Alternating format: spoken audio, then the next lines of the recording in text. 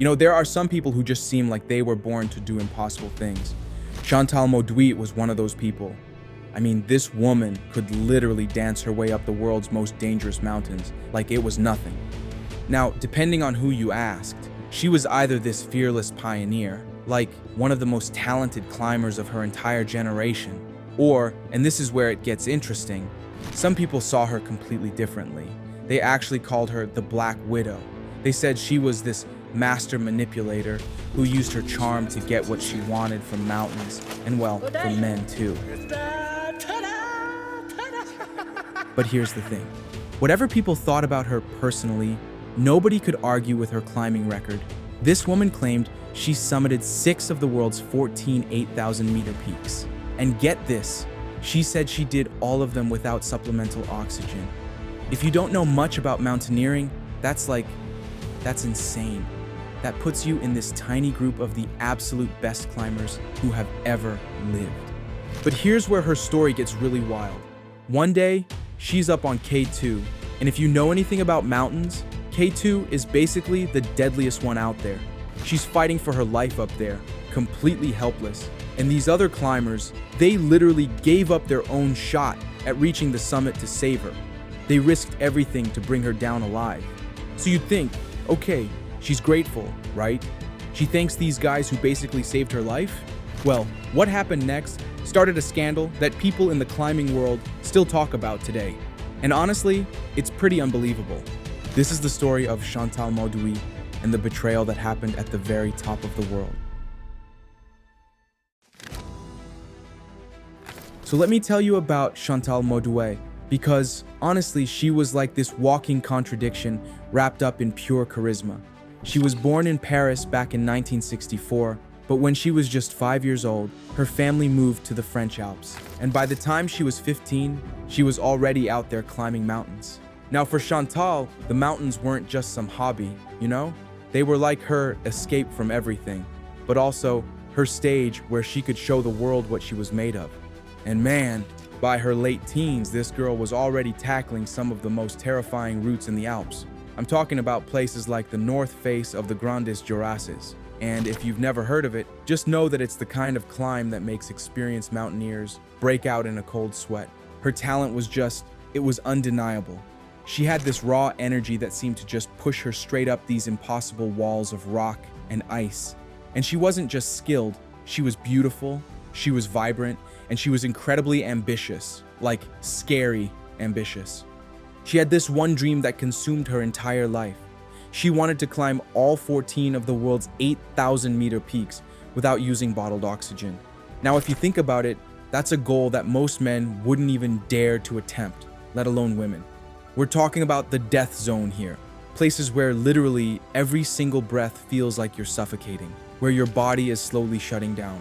But here's the crazy part. That's where Chantal felt most alive. She actually told a newspaper once, and I'm paraphrasing here, but she said something like, "Climbing without oxygen is my ethics. When you use oxygen, you miss these very strong, very intense moments. All your senses get heightened up there." This whole philosophy of hers, this purist approach, it became everything to her. It set her apart from other climbers, made her special, but eventually, it would also set her up for both legendary success and, well, catastrophic failure. So by the early 1990s, Chantal had made it to the Himalayas. And let me tell you, the Himalayas are like the big leagues of mountaineering. This is where all the serious climbers go to test themselves. She wasn't just some talented French girl anymore. Now she was playing on the world stage. But here's the thing about the Himalayas. They're a completely different beast than anything in Europe. Up there, it's not just about being strong or skilled, you know? Success comes down to strategy, teamwork, and these unwritten rules that basically govern whether you live or die above 8,000 meters. And this is where that brilliant, dazzling image that everyone had of Chantal started to show some cracks. When she'd go on these expeditions, people started whispering about her. And these weren't just casual comments. These were serious accusations. Other climbers said she wasn't pulling her weight. They claimed she'd let other people do all the hard work, fixing the ropes, carrying the heavy supplies, and then she'd basically use their labor to make her own summit pushes. If you're a climber, that's a huge betrayal of the mountain's code. Everyone's supposed to help everyone else survive up there. But then again, some people were completely captivated by her. She had this intense charm and this powerful personality that just drew people in. Men especially seemed to get caught up in her orbit, sometimes even competing for her attention. Actually, one guy who felt scorned by her later called her a Black Widow. Pretty harsh, right? But the name stuck. He basically suggested that she used men to help her get up these mountains, and then once she reached her goal, she'd just discard them. Now, despite all these rumors swirling around her, you couldn't argue with her performance, at least not at first. In 1992, when she was 28 years old, she set her sights on K2, and if you know anything about mountains, K2 is called the Savage Mountain for a reason. It's more technically difficult than Everest, and statistically way more dangerous. That August, she joined up with this Russian-American expedition. Another team had already given up and gone home because the weather was so bad. But Chantal, she was undeterred. She attached herself to this new group, and on August 3rd, 1992, she pushed for the top. And man, she was fast and strong. She climbed without oxygen, just like she always did, and she made it. She became only the 4th woman in history to stand on K2's summit. That's a monumental achievement. But here's the thing about K2. Triumph never lasts long up there. The descent is where that mountain claims most of its victims.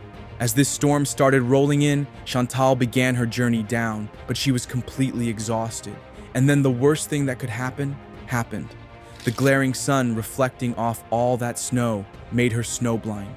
So now she's alone, she can't see anything, and she's trapped near 8,000 meters. She was facing certain death.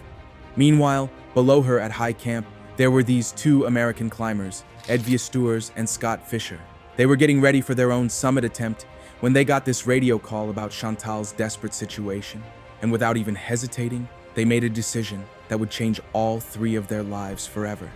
They abandoned their own dream of summiting K2 to save hers. Think about that for a second. They gave up everything they'd worked for to climb up and meet her. They found her completely incapacitated and helped her down through this raging storm. Another climber, Thorkieser, also played a huge role in supporting Chantal as they navigated this treacherous descent. It was this harrowing, multi-day rescue effort. And honestly, it was like a perfect example of the highest ideals of mountaineering, putting someone else's life before your own ambition. Viesturs, Fisher, and the others had saved her life, but it cost them their own shot at the summit. So the rescue was a success, right? Chantal Mauduit was brought down from the mountain alive. You'd think this would be where the story ends on a good note, but what happened next? Well, it created this rift in the climbing world that honestly never really healed. So they get back to base camp, and suddenly there's this party going on. People are celebrating Chantal's summit. There's drinking, there's laughter, but here's the thing that'll blow your mind. Viesturs and Fisher, the guys who literally saved her life, they weren't invited. They weren't part of the celebration at all. Chantal was acting like her summit was this incredible solo achievement, as if the whole dramatic, life-threatening rescue had been just some minor detail that barely mattered. She never publicly acknowledged her rescuers. She never thanked them. Can you imagine that?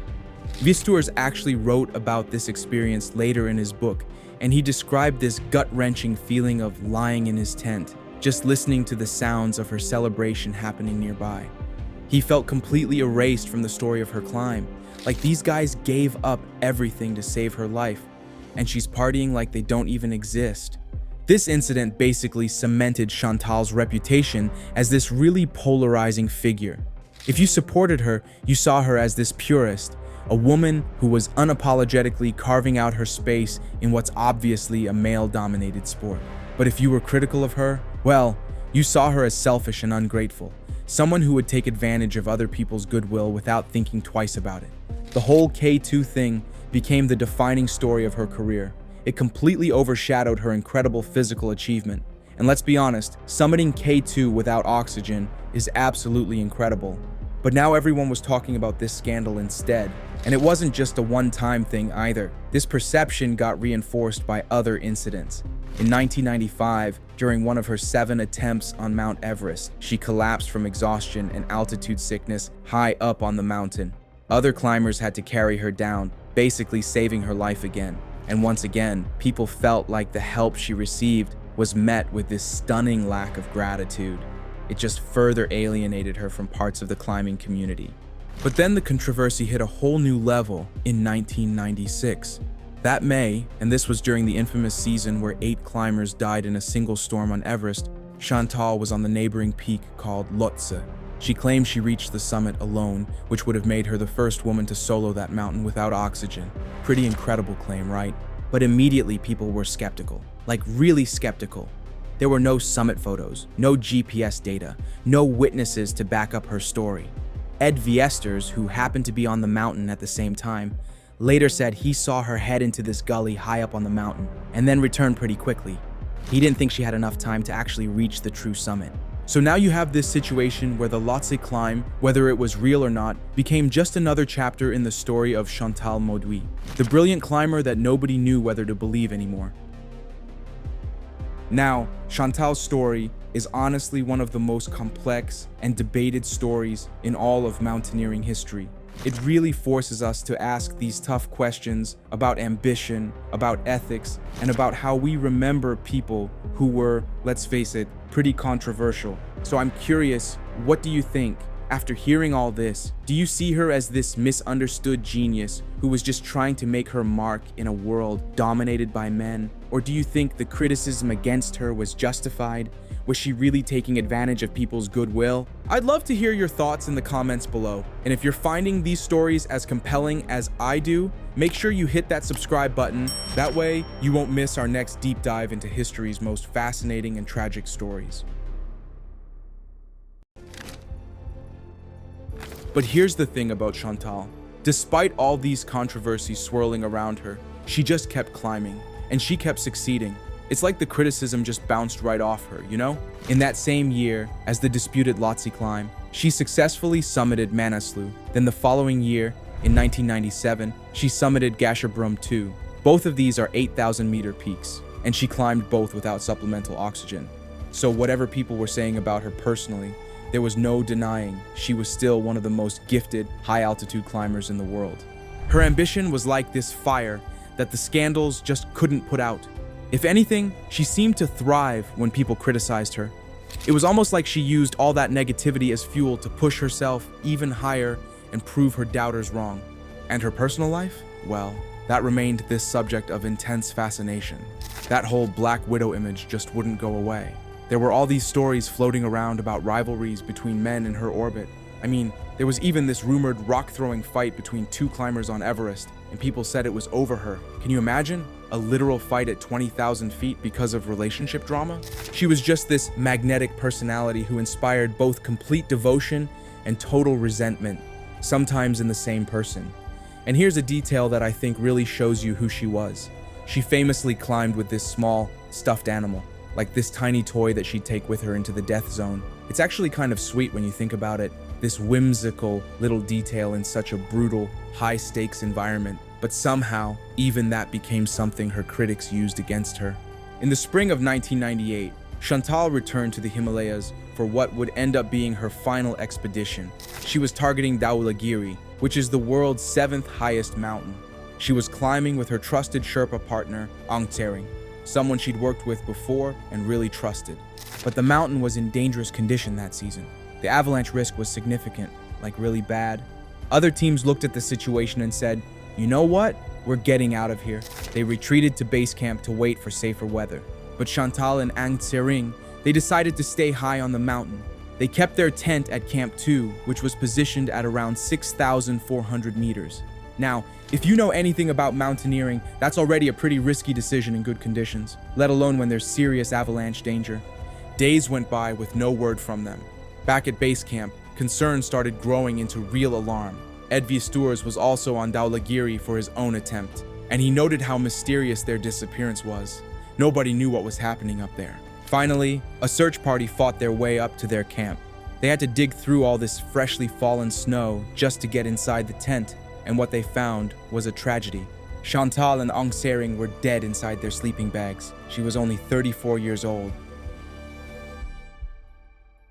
So, what actually killed them? Well, that was a mystery at first. Ed Viesturs, initially thought it might have been carbon monoxide poisoning from a stove running inside their poorly ventilated tent. You know, with all that snow covering it, there wouldn't have been much fresh air getting in. But then they did an autopsy back in France, and it revealed something much more violent. Chantal Mauduit had died from a broken neck. The most likely explanation? A small, silent avalanche or maybe an ice fall that struck their tent while they were sleeping. Just this brutal, instantaneous end on the mountain she loved more than anything. Now, Chantal Mauduit's legacy is just as complex and debated as her life was. I mean, think about it. Was she this pioneering hero who refused to play by the unwritten rules of a sport dominated by men? Or was she this reckless and manipulative person who used her talent and charm for personal gain, leaving behind all this resentment wherever she went? The truth isn't simple, and honestly, it probably never will be. But here's something interesting that happened after her death. A different side of her legacy started to take shape. Her friends and family established this foundation in her name, and it's dedicated to helping needy children in Nepal. The Chantal Mauduit Namaste Association actually opened a school in Kathmandu that provides education for around 200 kids, with a special focus on young girls who might otherwise never get the chance to go to school. So who was Chantal Mauduit, really? She was a celebrated climber, she was a hated rival, she was a tragic victim, and now she's a posthumous philanthropist. She was all of these things at the same time. Her story remains this powerful and honestly pretty, unsettling reminder of just how high human ambition can take us, and also the dark, complex rivalries that can grow in its shadow. She was a woman who literally danced on top of the world, but she left behind this legacy of betrayal that's forever frozen in the ice. And maybe that's the most human thing about her story, that even someone who could do impossible things on the world's highest peaks was still, in the end, just as complicated and flawed as the rest of us.